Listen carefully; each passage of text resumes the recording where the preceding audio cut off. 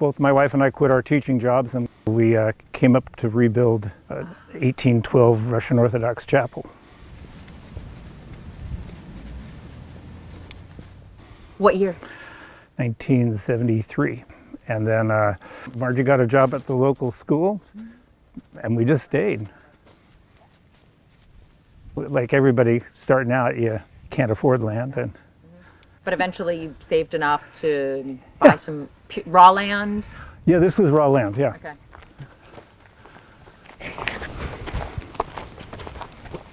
So this is what I call the sculpture yard. It's like out of a storybook. Yeah. Have you taken a peek up, see this tall lookout tower? There's a ladder that goes up inside there. Oh, wow. Let's go up. Uh-huh. You want to go first or second? I'll follow you. Okay, good. Then I'll break all the cobwebs out of here. We're going into the tree trunk. Yeah, that's one of the really wonderful things about this experience in here.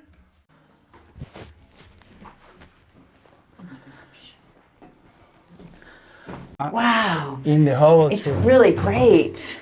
Yeah, it's. I So didn't realize there's room for two thermarest pads right here. So this could be 2 beds. Yeah, you could, yeah. I've never done it, but and then you can stand on this and poke your head out the top and look around. Yeah. Okay. That's great. Obviously there's tree down below, and this is, well. This is copper over wood, yeah. Okay, okay. Wow. It does feel like you've exited from the trunk of a tree. Just. You see the eggs in the nest over there, huh? To the right. Oh yeah, there's a nest. Is the nest part of this structure? Is it connected? Yeah, it's connected. It's called eyrie, like a eagle's nest. Yeah. An eagle's nest. This piece is called Lookout. It's a big chunk of redwood on a steel frame. What you see is what you get, you know. What did you start off with? What inspired this? The big piece of wood, of course. And when we were trying to load it, it was a giant loader and had tongs, and he couldn't grab it. Finally, he stuck his fork right into the middle of it and started to pick it up. And I thought, oh, he's going to break it. And then I said, if it breaks, we need to find out. So I said, shake it, you know. And he shook it, and the back wheels of this loader came off the ground and back down like that. So we decided, well, it's strong, and then put it to use. So did you think, okay, let's build kind of a shelter in the top?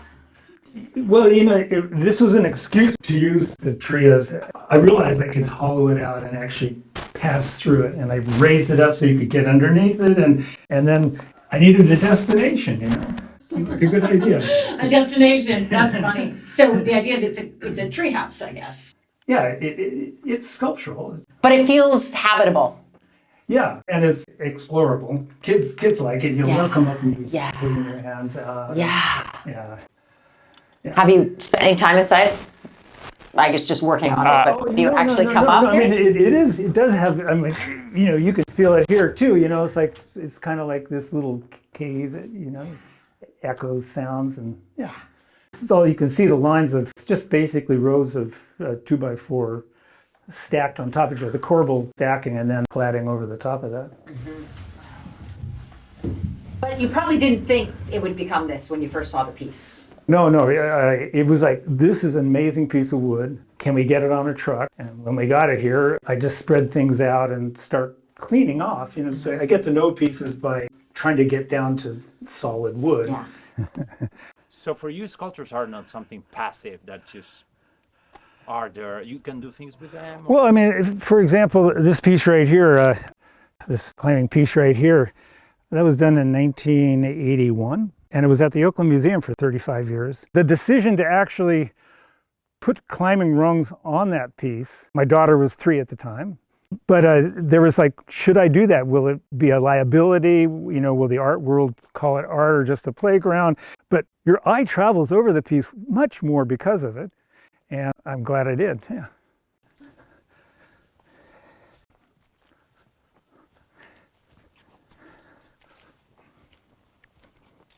So did you plant these gardens? Yeah, actually the orchard is what we planted first. It was pretty wooded. We cleared first and then we could afford apple trees. How long ago? Those are 40 years. 40 years, yeah. And at the time it was fairly affordable to buy. 30 years ago, everything was affordable to buy compared to now, yeah. And then you decided to build yourself? Yeah, I'd seen so many artists say, oh man, I'm going to build my house. And they drift out of the studio for 10 years just building their groovy house. And it's like, but I really didn't want to be out of my studio. So we took a year. What's that structure? It was our daughter's bedrooms, but we didn't finish it until they went to college. Yeah, originally the idea was to have a house and a tower and a small cultivated space in between. That relationship of water tower to a farmhouse or the temple to the pagoda, the space in between things is sometimes as important as the buildings themselves, you know. The gate were old Muni poles from San Francisco that my neighbor had, and he says, do you want those? I go, yeah. And the next day he came back and he said, maybe I shouldn't have given those to you, you know. And John's notorious for not doing things too quickly. So I said, well, how about whoever uses them first? And he says, okay. And like that, I got started. This house is more, you might say more human scale than industrial scale, built on 3-foot intervals instead of 4, 3 foot instead of 4 foot center. This 6 foot instead of 8. I mean, it's just a little idea I had in my head and tried it. Yeah. 6 inch, not 8 inch or 4 inch, 3 inch rafters, not 4 inch, you know, 3 by 3 purlins. It's just wonky. There are a few places where, because a hallway is 3 foot, it's actually not that gracious. It's a little cramped, so it doesn't work all the time. But I never said I was perfect, you know. Just right here, it feels a little narrow, and it's kind of odd to have a bathroom so close. It's like 2 people don't get to walk in together, you know. It's just... Because this is 3 feet wide. Yeah, yeah. And normally it would be... Usually 4 or 5 or 6. Okay. So this is 4.5 here. And it feels more... Oh, wow. Yeah, it's huge. Yeah. So, yeah, tell me about building your own house. You had a blank slate, no? You think you finish a house and you think you're done, and then eventually you redo a floor or you remodel a kitchen or things like that. So, it's work in progress. But it's all, or a lot of wood. Because you see wood ceiling, all wood beams, wood floor. It's a lot of Yeah, I'm kind of, yeah, and there's copper to be seen too here, you know. What a nice nook. Oh, yeah. Do you get in sitting there? Is that what you do? Yeah? That was a thought, or a tea room, but nobody does. The grandkids sleep there. Right. And they play around, yeah. So we finally put a bookshelf in there because we never sat in there, so might as well make use of it. Yeah. So you just carved a track in Well, it there. has an inlay of harder wood in the bottom, and that's the traditional way, but the rollers are nicer.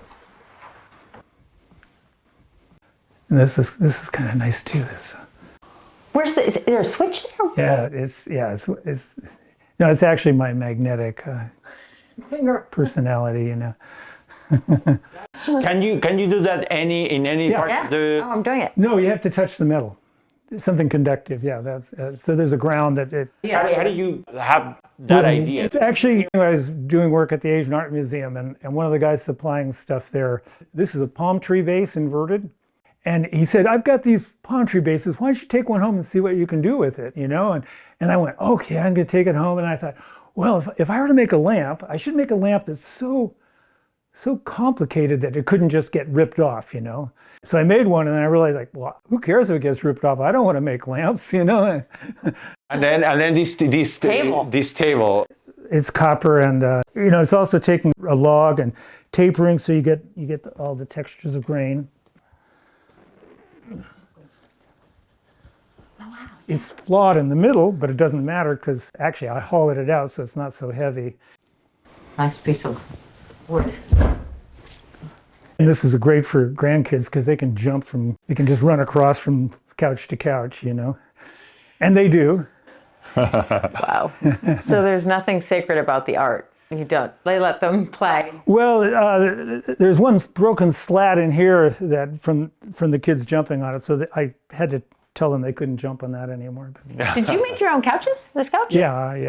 Actually, these are from the historic wine vats from Fountain Grove, which was a utopian society back at the turn of the century. Since then, they've all burned. That big fire burned everything, but a friend of mine had permission to salvage this stuff, and Some of this was in my studio before the fire happened, and I turned them into the... I see some of these joinery you do with the furniture. Or I also see something similar in your sculptures. Yeah. You know, mortise and tenon is sort of a tradition of wood and pleasing to me. Yeah. Did you do the kitchen cabinetry? Yeah. What kind of wood is that? That's a walnut top. Wow, it's beautiful. And did it come from somewhere salvaged, or was it? No, actually, I milled it when I was in Davis. And it was, and the table too. You milled it because you had access to milling equipment? You know, back then, walnut was just being jerked out along the roads, and it was just, yeah. I like these cabinets as well. The doors, copper? Yeah, there's this copper scraps over plywood there. Cabinets originally had fir plywood, but we replaced the doors. So the walnut doors I built, yeah. How about the copper sink? Yeah. It looks great, but it's hard to keep clean. You don't want one. Do you like doing the practical stuff? Yeah, you know, making a beautiful home for one's family is really the best thing to do, you know?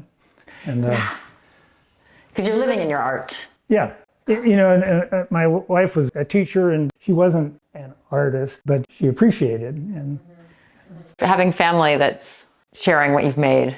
yeah. Yeah, that's special. I love this. Yeah, it even got painted out once. You can see there's sort of traces, you know, we have to decipher. Right.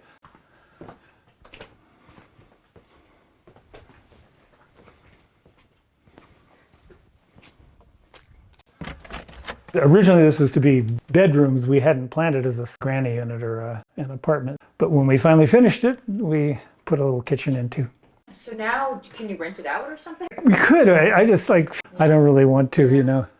It's nice to have it when, you know, for the holidays, you know, everybody will be up here and kids camp out on the floor, and it's good, yeah. Big beams too. Yeah, that's a nice story. That when I was building the building, I thought I could really use a couple of big beams. So I called a friend that has this portable sawmill. I said, hey, do you have any beams? He goes, well, I don't know. I'll go out and check. I said, I need some 6x, 12s, you know, and he came back. He says, no, I don't have any. Do you have any logs? And I go, well, I do. Yeah. He says, well, come up. And he came up that same morning, and he milled these things, and we installed them the same afternoon. It was just like that. Yeah, the diamond plate windowsills are pretty nice too. Yeah. Oh, they are. So why put diamond plate on a windowsill?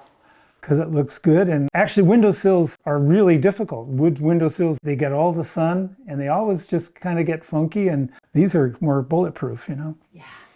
And this copper is done with hand tools sinking into sheetrock. You can take a 4-bar tool, and you put a piece of sheetrock down and copper on top, and then you just strike it, and it sinks into the sheetrock and leaves a raised pattern. So that's a technical secret I probably shouldn't. As we all know, like, ideas are free. It's just who uses them best that counts.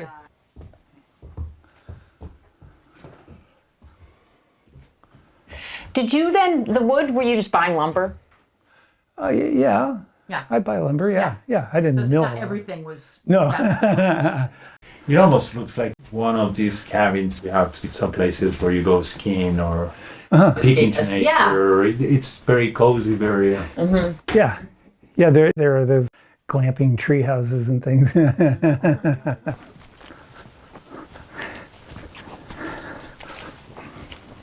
This was my attempt to build a small sacred space. And did this one originate with the materials as well? Or did that help to drive yeah, the design? it did. I actually was working on this Sea Ranch chapel. And the contractor, he had apprenticed in Japan. So he actually is the one that brought Japanese tools kind of into my consciousness. One day after we were, at the end of the day, you kind of go back and you go, oh yeah, it's looking pretty good. And Tomby said, you know, someday I'd like to build a temple, a small temple. And I was like, me too. So the idea came first, build a temple. And then I worked on lots of sketches for probably 10 years, but nothing really. And then the materials for this building showed up. There was one big chunk of wood that all the posts came out of.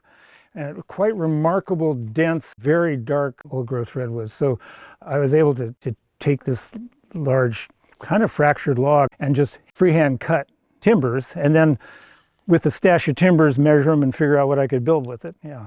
So Freehand cut, that's important. Yeah, that when there's a knot, the grain and the saw follows that. And I let the saw exaggerate that aspect of the wood. So originally I had spoke shaved, so almost hand planed. Spoke shaved is a hand planing process. Some of the posts, and they got so smooth, they just lost all their vitality. I had to go back and put this adds texture. So there's some texture in there that's important. You can't tell how old. Yeah, it's 20 years old. Yeah. But no, it feels like it could be hundreds. Yeah. And the pattern of is it copper that's turned that? Yeah, the copper, there was a copper roof on a house up the coast that started leaking right after they installed the copper, and they spent 8 years trying to fix it. Finally, they just tore the copper off, and the contractor called me and goes, "Do you want this copper?" I was like, "Yeah."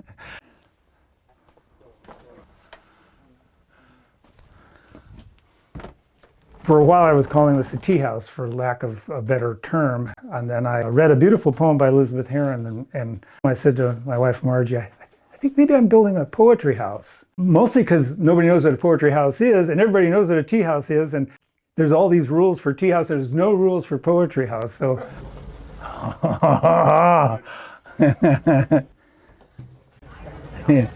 so I called Elizabeth up, and she ended up writing a long poem in parallel. This is her handwriting, and we, with felt pens, took lines from her poem and tagged the whole building under the substructure. So the roof, the walls, and the floor are covered with poetry that you don't see. And the only place that it's revealed is in the paper of the lantern. The poem is cyclical and covers 4 seasons. The poetry house for the nameless monk is how Elizabeth starts. The poet's house is a winter dream of absent fruit, sleek red skin, and crisp sweet meat waiting for the hand, the tongue, the teeth. Remembered and imagined, an apple tree in falling rain, soaked black bark. Imagine apples, remember apples. Book 1, apples. And so it goes. So here we see the table. It actually, we've had 8 people around here.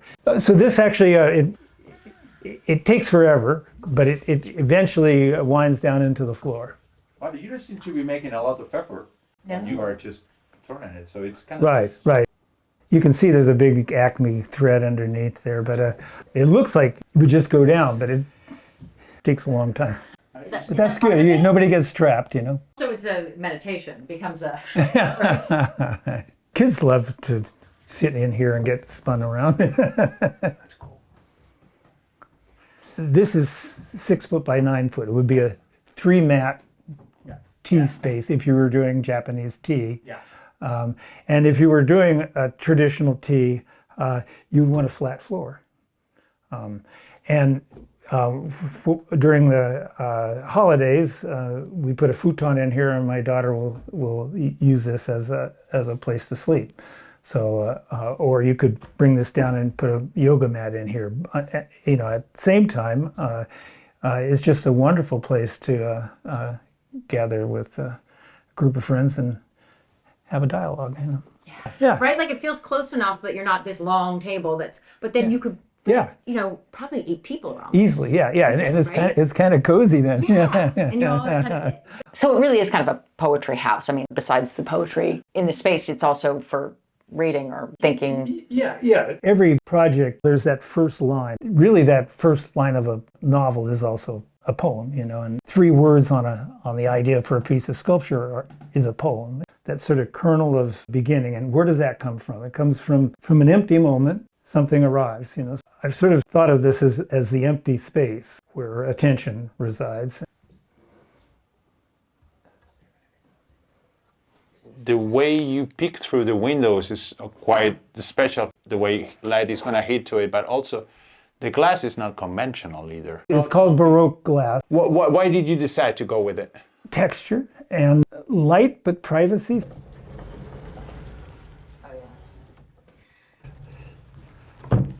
Wow. It feels like you framed this view.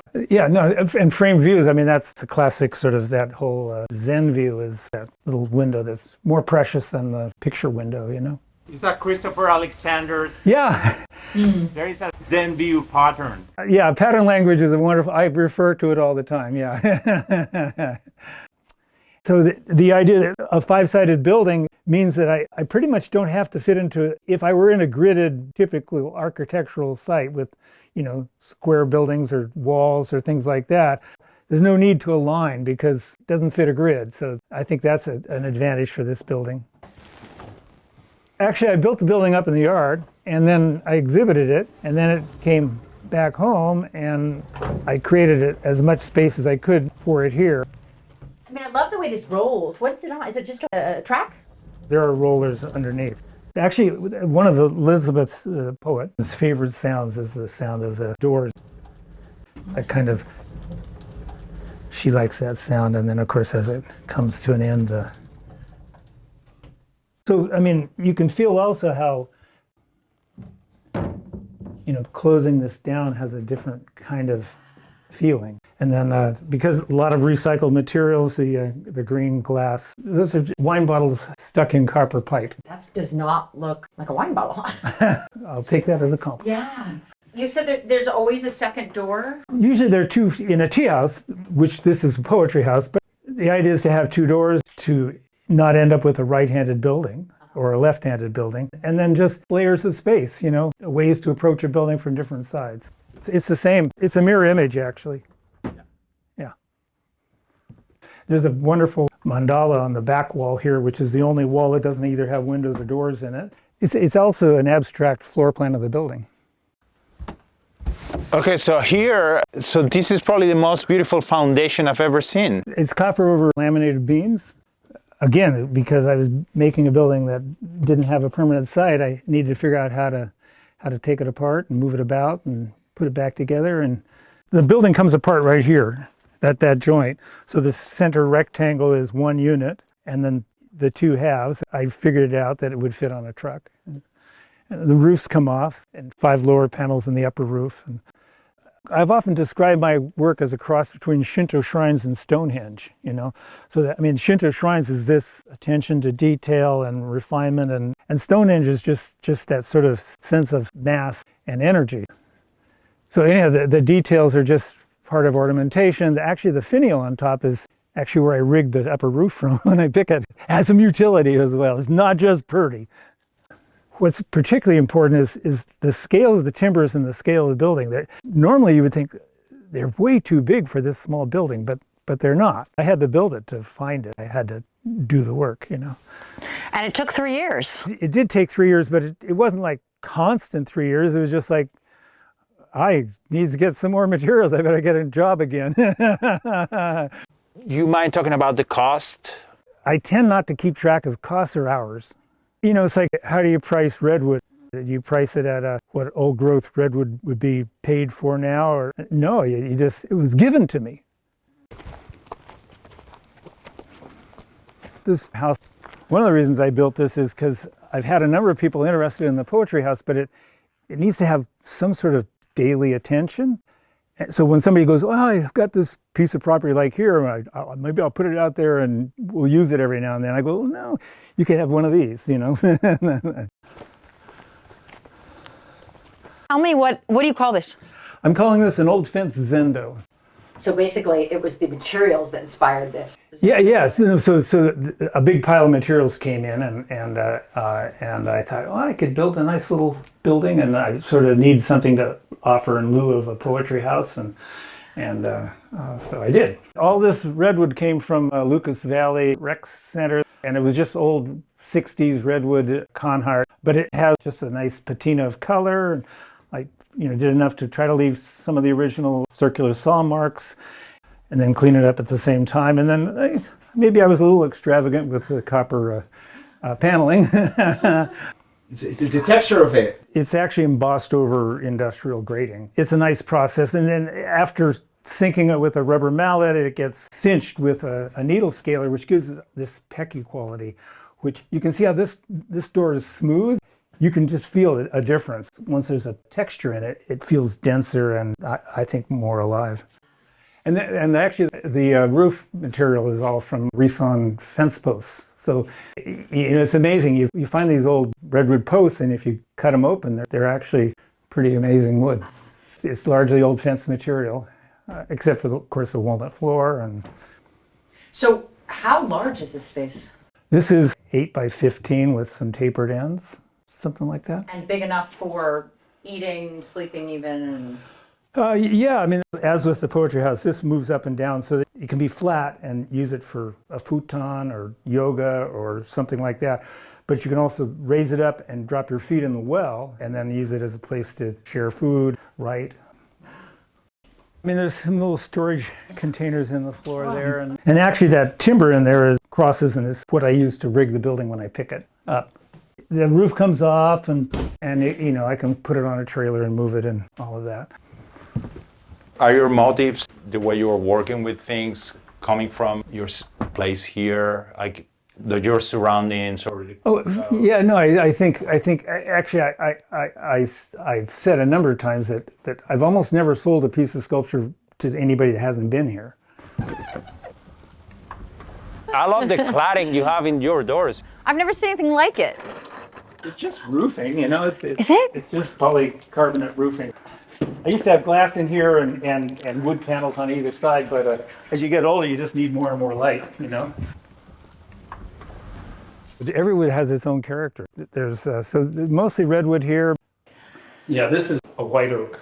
And everything is about textures, and I'm sort of a junkie for materials, so I tend to start with materials. There's a lot of big chunks of redwood here, and I bring in 100 tons at a time, so semi-truckloads at a time.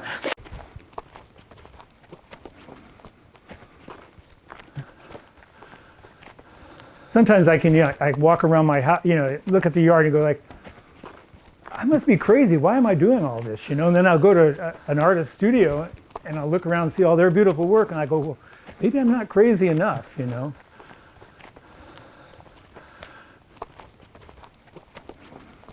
This piece is called Moon Circle, but during COVID we did the celebration of life here for my wife. And we set this up to, so we were in a big circle. It was nice.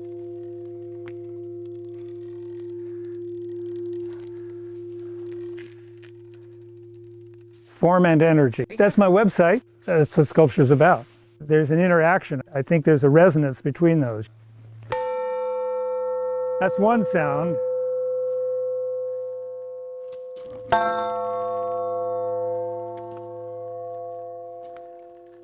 And that's sort of the test. It's like you look at something like, do you feel it?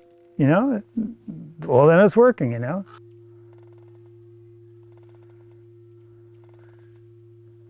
You can understand it both by the density of the work, but also by the surrounding of the trees. And I'm very fortunate to live right where I do.